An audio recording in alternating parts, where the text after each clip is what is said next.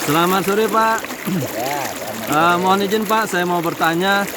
Saya lihat panjenengan ini sering sekali melakukan ritual mandi di sungai. Nah, saya mau tanya, apa ada hubungannya tentang kesehatan dengan sering berendam di kali Pak? Monggo Pak. Ya, ini saya ini kan senang meneliti. Jadi leluhur-leluhur tempo dulu itu sebetulnya sudah paham betul dengan kesehatan. Nah, kenapa saya itu sering berendam ya di air, dan itu rutinitas, itu biasanya seminggu sekali atau sebulan itu 4 kali saya lakukan. Jadi penelitian saya terhadap apa-apa yang pernah dilakukan oleh para leluhur tempo dulu. Leluhur tempo dulu itu ada yang namanya laku kungkum atau topo kungkum, atau di Madura itu ada yang mengajarkan ilmu kekuatan badan fisik itu dengan yang disebut Sungai Raja, itu juga ada. Kalau di Jawa laku kungkum atau topo kungkum itu. Nah, setelah saya teliti, saya perhatikan sebetulnya itu untuk kesehatan sebetulnya itu gitu. Jadi siapapun yang sering melakukan laku kungkum tiap seminggu sekali atau sebulan 4 kali itu dijamin kesehatannya. Nah, kenapa? Prosesnya seperti apa gitu. Orang yang melakukan laku kungkum atau merendam di sebuah tempat yang mengalir, ini yang perlu digarisbawahi. Tempatnya harus mengalir seperti sungai ini, nggak boleh di tempat yang ini. Nah, secara otomatis beberapa saat tubuhnya itu akan melakukan satu proses pembakaran lemak atau toksin di dalam tubuh dengan tingkat tinggi. Nah, itu saya perhatikan begitu dalam penelitian saya.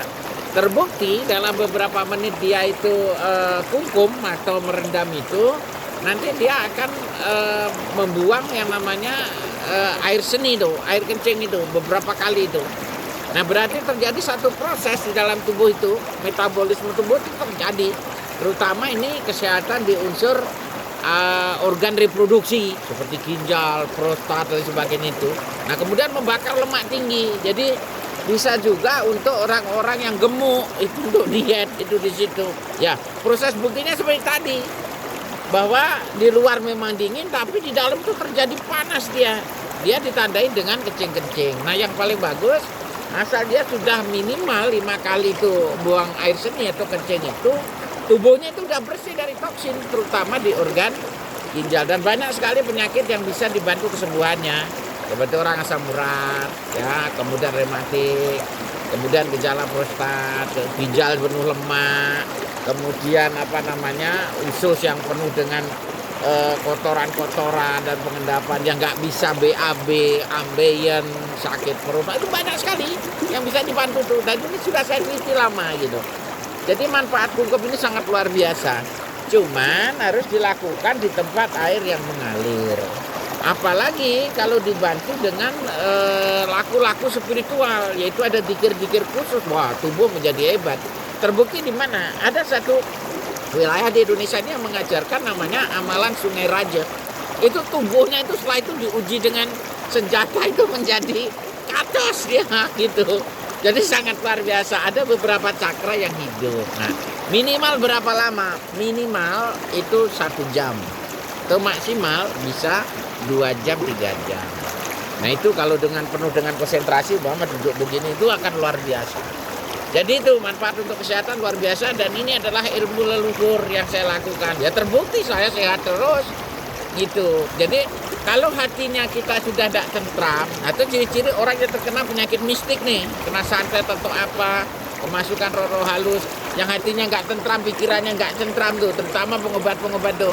Kalau hatinya sudah nggak tentram, sering emosi, cepet-cepet tuh lakukan laku kungkum, itu nanti akan bersih sendiri. Jadi mampu menetralisir energi negatif yang banyak disebut orang santet lah, katakanlah begitu, dengan laku kungkum. Tetapi itu ada disiplinitas khusus, amalan khusus, nggak sekedar kungkum gitu. Nah, itu ya. Jadi kita lestarikan seni ilmu pengetahuan para leluhur kita. Leluhur kita itu luar biasa, sudah hebat. Dia sudah tahu duluan dari kita gitu. Nah, itu berdasarkan penelitian saya. Ya, oke. Itu penjelasan saya, mudah-mudahan berguna. Terima kasih atas segala perhatian. Mohon maaf atas segala kekurangan. Dan minta saran dan kritiknya. Oke. Sip.